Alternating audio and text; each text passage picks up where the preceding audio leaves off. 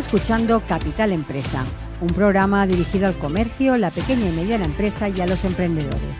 Capital Empresa, donde damos voz a tus necesidades.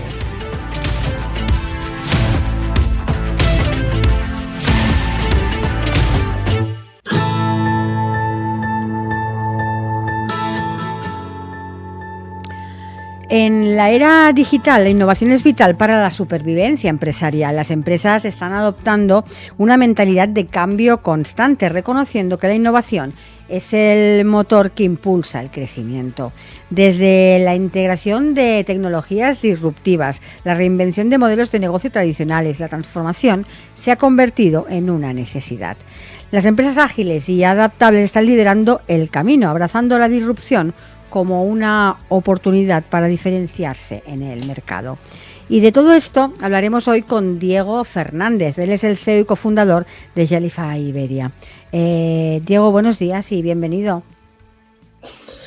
Hola, muy buenos días. ¿Qué tal? ¿Cómo estáis? Encantada de saludarte, Diego. Para empezar y que os conozcan un poco nuestros oyentes, cuéntanos un poquito qué es Jellyfy. Pues mira, Jellyfy es una empresa bastante particular, y merece, lo explico rápido, pero merece que lo explique. Porque somos una empresa particular porque al final tenemos como una doble estructura. Uh-huh. Por un lado somos un fondo de inversión, un fondo que maneja unos casi 500 millones de euros, invierte en startups directamente como un venture capital.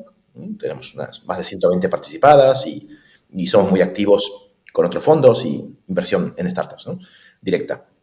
Y por otro lado somos una empresa de servicios, donde somos más de 300 personas, donde estamos básicamente dando servicios, un poco como lo que comentabas recién, ¿no? Ayudando a las grandes corporaciones a poder implementar nuevas formas de hacer las cosas, a ser más eficientes, a crear modelos nuevos, etcétera, etcétera, ¿no?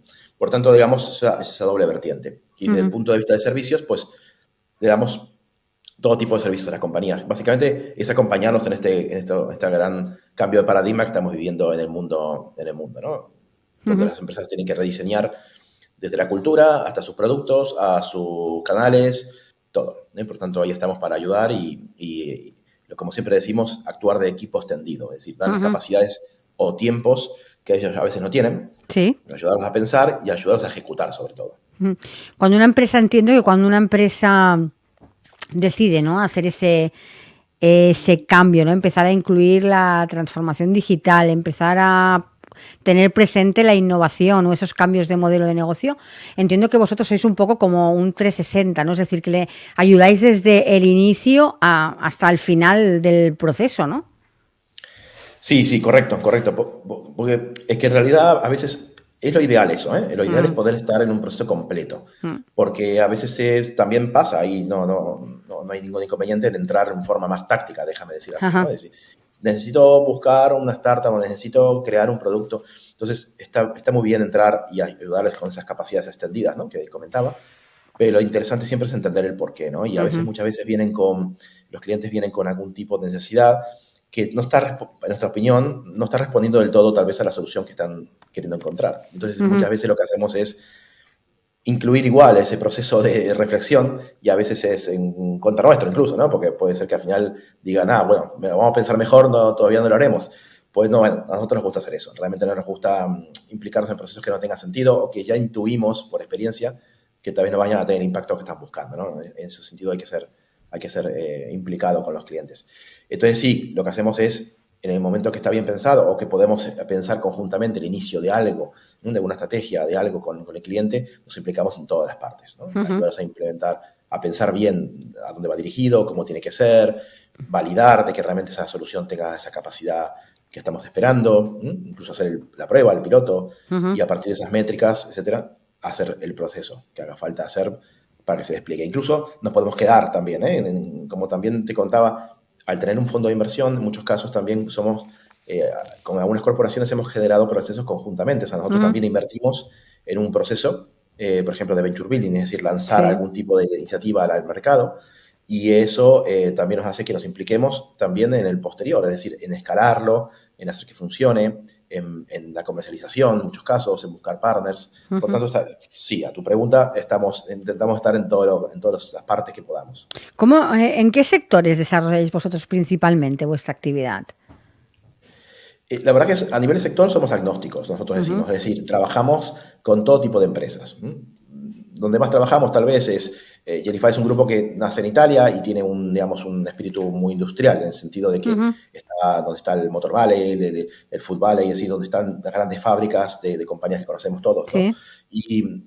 Y desde ahí sí que hay una herencia, entre comillas, de un cierto corte industrial muy importante. Pero la verdad que trabajamos con todos, trabajamos con bancos, con insurance, trabajamos con consumo, trabajamos con infraestructuras, Ujú. construcción, trabajamos de todo tipo de sectores. Ujú. Ahora que me decías, ¿no? ¿Dónde digámoslo así, nace Zelify en Italia? Hagamos un poquito de historia y cuéntanos, Sí, ¿no? ¿Cuándo nace precisamente la compañía? ¿Cuándo llega a España? ¿Y cuál ha sido esta trayectoria? correcto, correcto. A ver, la historia es bastante, la cuento rápido, Eva, ¿no? Pero Sí, sí, sí, sí que es bastante tranquilo. graciosa porque yo tenía una consultora, como un mini Gerify de alguna forma, ¿no? Que Ujú. trabajábamos ya en varios países y nos encontramos, de hecho, compitiendo con Gerify en Italia en concreto. Estábamos con algunos clientes en Milán, etcétera.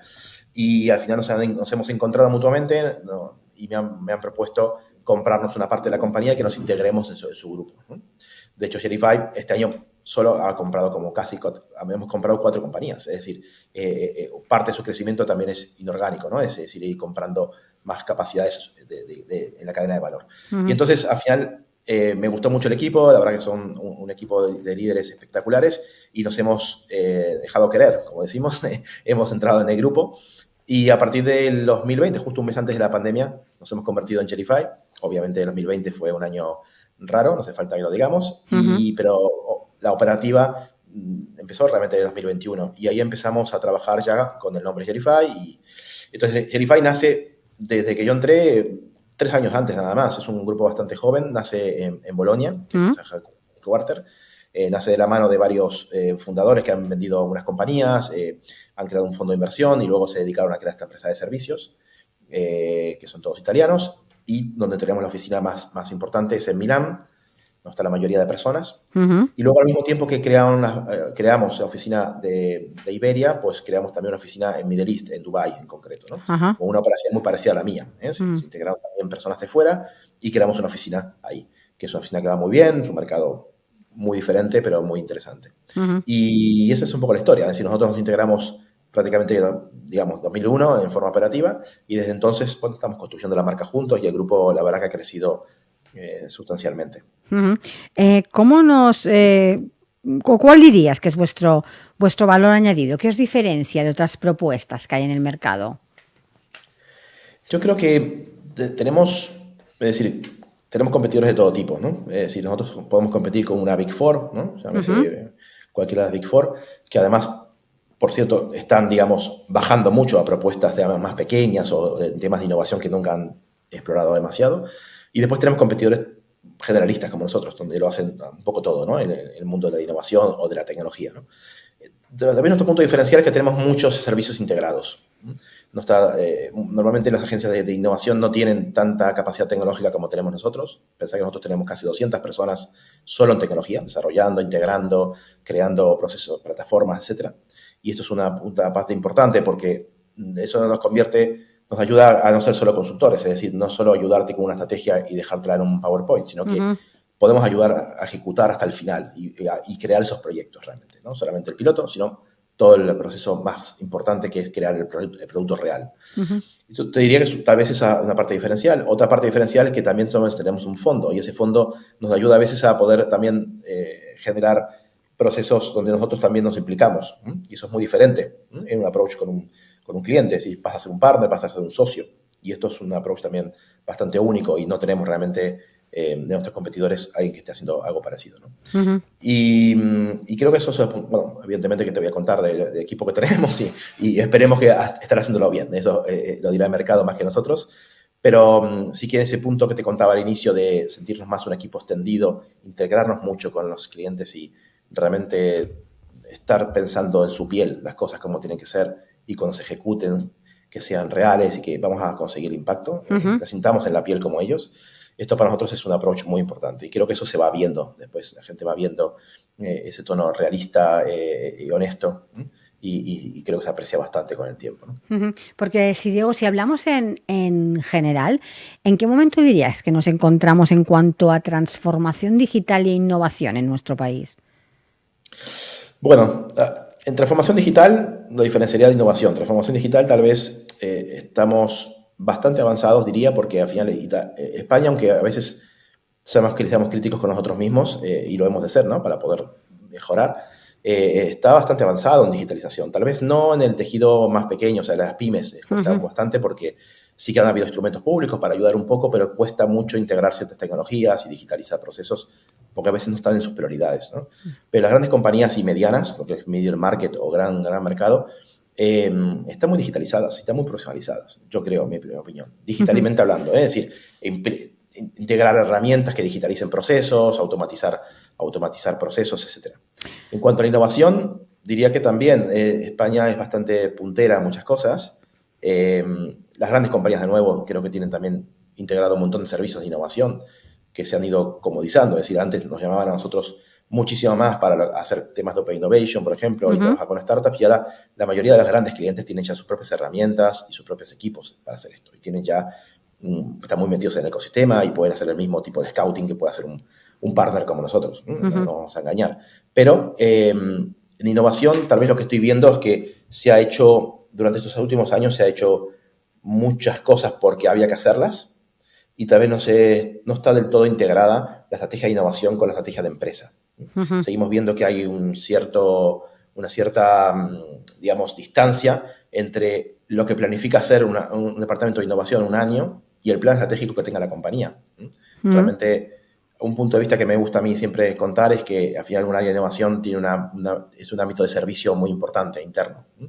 Es decir, todo lo que el área de innovación planifique hacer, cómo lo va a hacer, etcétera, tiene que estar al servicio de lo que la compañía necesita y pueda digerir.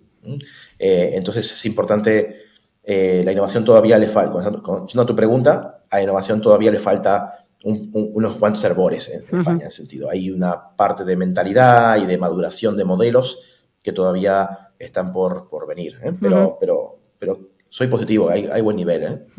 Hablaba yo al inicio de esta entrevista de los cambios de modelo, ¿no?, de las empresas. En este aspecto, ¿cómo crees que se están adaptando a ese cambio las empresas? Porque ya no solo es innovación, no es solo digitalización, sino es un cambio de mentalidad, ¿no?, a la hora de gestionar. Sí, totalmente. Es un cambio absoluto de mentalidad y has dado la clave, además ahí. Es decir, la parte de lo que llamamos mindset, ¿no?, la mentalidad, la forma en que se afrontan las cosas, es realmente, te diría, tal vez uno de los, si no el mayor, uno de los grandes desafíos que tenemos en España en ese sentido. Todavía hay mucha vieja escuela en la dirección, los C-levels, y cuesta, aunque crean en la innovación, todavía no le están dando el valor que realmente puede aportar a una compañía. Obviamente yo lo digo desde que trabajo de innovación y para mí es importante, pero si está alineada con el negocio, realmente es una gran herramienta para tenerla funcionando adecuadamente. La mentalidad es importante y por eso trabajamos mucho en proyectos de cultura. Ayudamos mucho a que la cultura de la compañía vaya poco a poco entendiendo cómo funciona la innovación, entendiendo los soft skills que necesita para poder trabajar en un día a día de forma más ágil, etc. Pero sobre todo que entiendan, hay dos grandes temas. Lo que no saben, le temen, ¿no? Por lo tanto, es muy importante formar a las personas mínimamente que entiendan qué beneficios aporta el poder hacer las cosas de una forma diferente, ¿no?, más ágil, etc. Y por otro lado, hay una parte que es importante, que es dar el espacio para que la gente también pueda practicar esto y no penalizar. Es decir, obviamente nosotros hablamos de eficiencia, ¿no? Y necesitamos que la gente trabaje y que se concentre, pero también hay que dar ese espacio porque son esos pequeños puntos donde las personas pueden ser diferentes y pueden aportar algo más allá de su operativa del día a día. Y eso todavía no se termina de cuajar del todo. O sea, hay pequeñas iniciativas a pequeños grupos, pero no hay todavía un cambio masivo. Hay casos, hay algún banco muy potente o alguna oil and gas muy potente que están haciendo cambios masivos internos, pero no es el caso. Entonces la mentalidad todavía es un gran desafío. Y antes lo decías tú, ¿no?, que si hablamos de de la gran empresa, pues estos cambios ya se están viendo cómo cambian su modelo de negocio e incluso adoptan de nuevos, porque abren nuevas líneas de negocio, incluso con startups, que ese binomio, ¿no? Empresa ya sentada con una startup, pero en nuestro país, nuestro tejido empresarial, nuestro gran tejido empresarial es la pyme.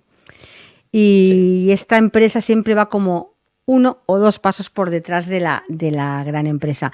Y llevamos muchos años oyendo, ¿no?, en la industria esa transformación, esa industria 4.0, pero no acabamos de arrancar y parece de decidirnos, ¿no?, hacer ese cambio, ¿no? ¿En qué punto dirías que estamos ahora?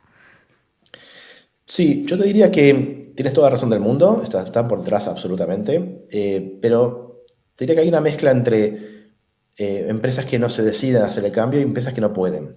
Es muy importante entender esto, porque un escenario de una pyme es foco absoluto en facturar, ¿no? En sobrevivir. Al final estamos en un contexto mundial complicado, ¿no? Sí, Competitivo, difícil. globalizado, exacto. Y es muy difícil pedirle a una pyme que le dedique un tiempo a innovar, que le dedique un tiempo a pensar diferente, a formarse en cosas. Cuesta mucho esto, me cuesta mucho. Las grandes estructuras se lo pueden permitir porque de alguna forma, pues bueno, tiene la base de la pirámide que sigue trabajando y en el medio y arriba, pues nos vamos poniendo un poco, nos vamos actualizando, ¿no? De alguna forma, y pueden de alguna forma también tener estructuras que solo exploren, etcétera. Pero en la pyme, vos no podés descuidar los recursos. Los recursos son bastante limitados. Y ese es uno de los grandes problemas que yo veo. Y nosotros hemos intentado muchas veces crear cosas con cierta escalabilidad para lo que sería un approach como mainstream, ¿no? A lo que es las pymes, pero es difícil esto. Y otra parte que también es complicado, tal vez, no digo que sea imposible, estoy diciendo que bueno, son escenarios complicados, que es la integración de las tecnologías. Hay tecnologías que siguen siendo, o de startups, ¿no? Una pyme no es sexy para una startup. Startup siempre busca trabajar con grandes compañías, ¿no? Que le da escala, mercados. Y para una pyme es difícil acceder a esas tecnologías y en muchos casos no tenés los skills o no tenés los recursos para poner herramientas que te ayuden a optimizar. Por tanto, digamos que es un escenario complicado. Han habido algunos instrumentos públicos que han ayudado un poco, se están poniendo las pilas en muchos casos, ¿no? Obviamente, pero todavía, y yo lo entiendo perfectamente, la dirección está muy enfocada en el negocio y le cuesta mucho ver otros caminos que son más indirectos, que yo creo que le van a traer beneficios, pero que claro, tienes que invertir tiempo y recursos durante un tiempo sin ver un retorno directo. Y eso es pedirle que crea mucho. Aunque sea complicado, ¿no? Por lo que nos estás contando. Y hablando de innovación, ¿podría ser esta innovación una palanca, digamos, una palanca de cambio para estas pymes? Sí, sí, por supuesto. Y más ahora con la época tecnológica que tenemos, la inteligencia artificial que no para de aparecer en todos lados. Creo que es obligatorio. Es obligatorio. Es decir, no pueden quedarse fuera de ciertas innovaciones. Si no las aplican, es que dejarán de ser competitivos. Ya no es un tema de ser mejores o vender más, que también. Es que si no las aplican, dejan de ser competitivos, pues su vecino lo va a hacer. Entonces, la innovación es sí o sí. Lo que pasa es que es verdad que hay que explicarla bien, hay que desmistificar algunas cosas. No todo tiene que ser poner post-its en las paredes o estar en grandes sesiones de creatividad. Hay cosas que son muy prácticas y muy fáciles, entre comillas, de aplicar y que pueden traer realmente cambios sustanciales, poco a poco. Diego, ya para ir finalizando y centrándonos en Shelify, ¿cuáles serían ahora vuestros próximos objetivos? Bueno, nuestros objetivos estamos muy centrados en mantenernos relevantes. Esto para nosotros es muy importante, porque como te decía antes, el mercado va muy rápido y nuestros clientes, que suelen ser grandes y medianas compañías, están adoptando muchas cosas internamente. Por lo tanto, digamos, tenemos que mantenernos relevantes. Es decir, ¿qué más le puedo aportar si ya lo tienen, ¿no? Y esto para nosotros es una obsesión absoluta. ¿Cómo podemos ser relevantes? ¿Cómo podemos aportarle valor constantemente? Estamos generando muchas iniciativas pensadas por nosotros donde los implicamos a ellos, al revés, ¿no? De que nos llamen para algo, ser proactivos. Los desafíos que tenemos por delante realmente creo que son esos. Es decir, realmente mantenernos relevantes, poder generar procesos que sean realmente diferenciales y donde podamos ayudarles a crecer. Y como compañía, pues estamos, como te decía antes, haciendo unas cuantas adquisiciones y creciendo mucho. y bueno, los años que vienen por delante son súper intensos y muy emocionantes, obviamente. Mantener la calidad y la escala al mismo tiempo es uno de los desafíos que tenemos por delante que son bastante importantes.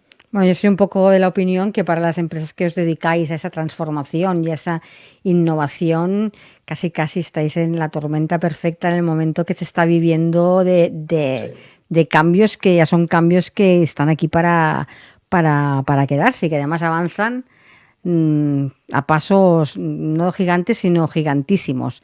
Sí. Diego, no te he preguntado, ¿dónde tenéis presencia con Genify en la actualidad? Tenemos ahora mismo tenemos más de 10 oficinas. Uh-huh. En varios países, desde una oficina que tenemos en Brasil pero mayoritariamente es Europa. Uh-huh. Italia, Middle East, como te contaba antes, Dubái. Sí. Y en Europa, básicamente, las operaciones las llevamos todas desde Italia y desde España. Uh-huh. Aunque tenemos clientes, obviamente, en UK, en Suecia, en Alemania, uh-huh, en diferentes países. Y algunos proyectos también en Latinoamérica. Pues Diego, ahora sí, ya para finalizar, para aquellas personas que nos están escuchando, que quieran conocer un poco más lo que hacéis o directamente contactar con vosotros, déjanos vuestra página, que creo que será el mejor modo de localizaros. Sí, correcto. Bueno, la página es genify.com, tenés el nombre ahí abajo, creo que está al lado de mi nombre. Sí. Espero que lo veáis cómo se escribe. Genify.com, ahí está todo realmente muy bien explicado lo que hacemos y está además mi contacto personal, uh-huh, que es diego.fernandez@genify.com. Por lo tanto, yo encantadísimo de aclarar cosas, de ver si puedo sumar en cualquier forma. Aquí estamos. Para eso tenemos una empresa nunca mejor dicho, de servicios, ¿no? Pues Diego, muchísimas gracias por haber participado en nuestro programa para hablarnos pues de cómo están cambiando esos modelos de negocio y cómo avanzamos hacia la innovación. Así que muchísimas gracias. A ti. Muchísimas gracias por habernos invitado, Monse, y habernos dado este rato. De acuerdo, Diego, un saludo. Adiós. Igualmente, hasta luego, gracias.